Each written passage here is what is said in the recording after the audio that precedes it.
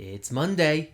You know what that means. Another 5 days of Xenoblade goodness and another 5 days of thanking Monopon. And as this post mentioned here, thank you Monopon for making the wait for Xenoblade just that little less rough, little less tedious. And just be filling it with nothing but good stuff and good information. And it continues today. Hey everyone, welcome back to Xenoblade Chronicles drip feeds, because we cannot get enough of this game.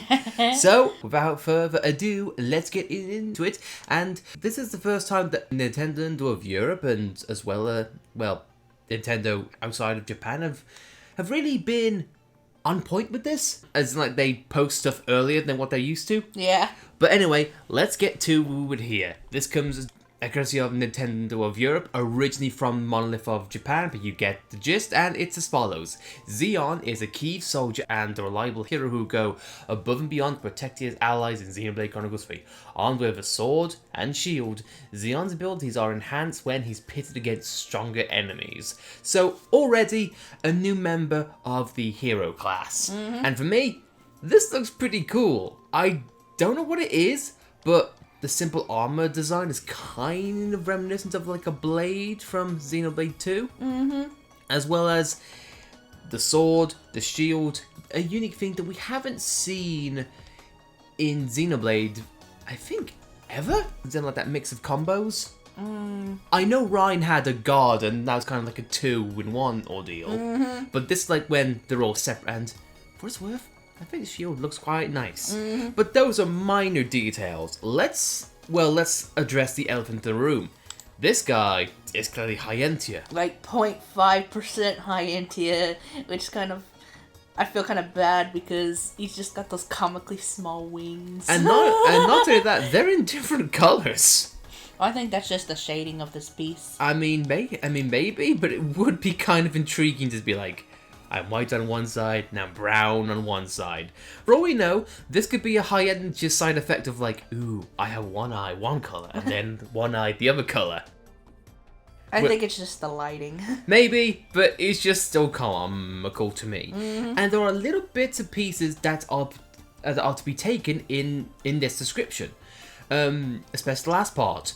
Zeon's abilities are enhanced when he's pitted against stronger enemies. Now, If this is not just a fluff text and this is actually a mechanic in the game, that's a cool thing to bring back, because I think this was in the original Xenoblade, as well as it was one of the blade abilities when in Xenoblade 2, I believe it was Zenobia who had this ability, in which take on stronger enemies, you get powerful buffs.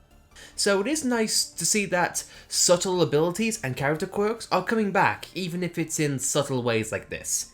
And of course, with another hero, we get an opportunity to will him to our side. And a lot of people say that he doesn't appear to be designed by Saito, I think his name is. Saito, yeah. So you're saying this is an original artist or a third-party artist? Maybe. I mean, if that's the case, I love it, because one, my favourite aspects graphically about Xenoblade 2 was seeing all of the different blade designs done in different art styles. That was a lovely amalgamation. From Final Fantasy, from manga to anime, it was such a sight for the eyes.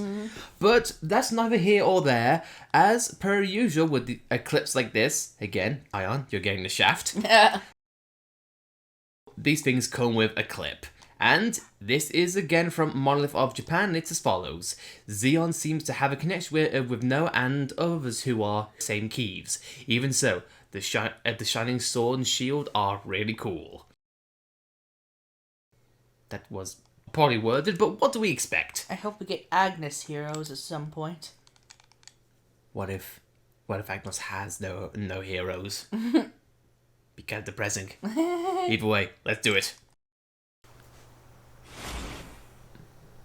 No! そこだ! さすがの連携だが、俺には通じない。あんたはまずい。てめえ、ゼオン！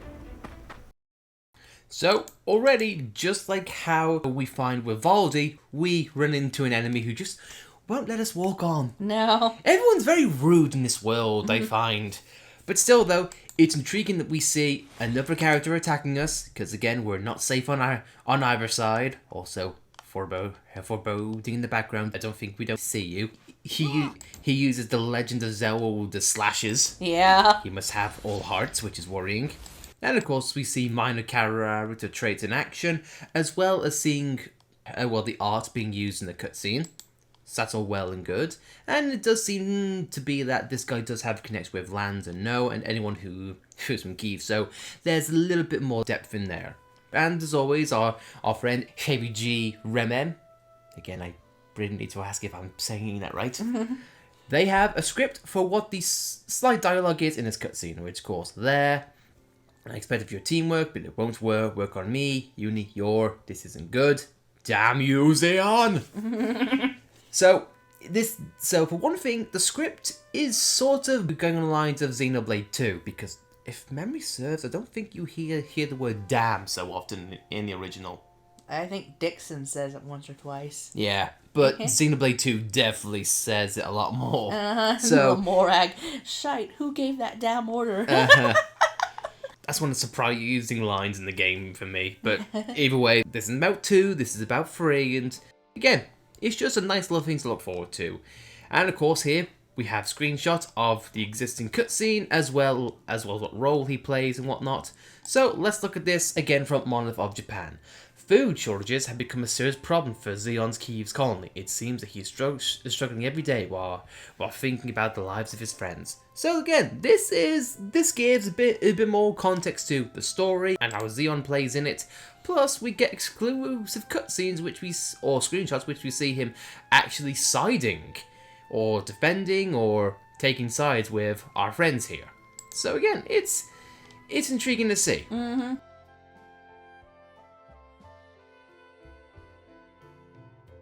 So again, it is very nice that we get not 1, not 2, but 3 little bits of context. And it would appear that we have, kind of like how Titans were dying out in 2. I'm referencing 2 a lot in this video, I do apologise. Titans shortages, and now we have food. It is nice to see more info and pictures of this guy, because the first one had like a very low resolution screenshot. And so we have now confirmed that he is indeed part High Entia. Indeed. And he's pretty much a sword and shield guy too. And speaking of which, this is going to be a slight tangent. But again, I'd love to know what you guys think of this guy and his role in the story and whatnot. But let's end up with a small thing to tie into this guy, because I can't tie into Tyon, unfortunately. This is technically, yes, the first time we're seeing a sword and shield playable character in a Xenoblade game.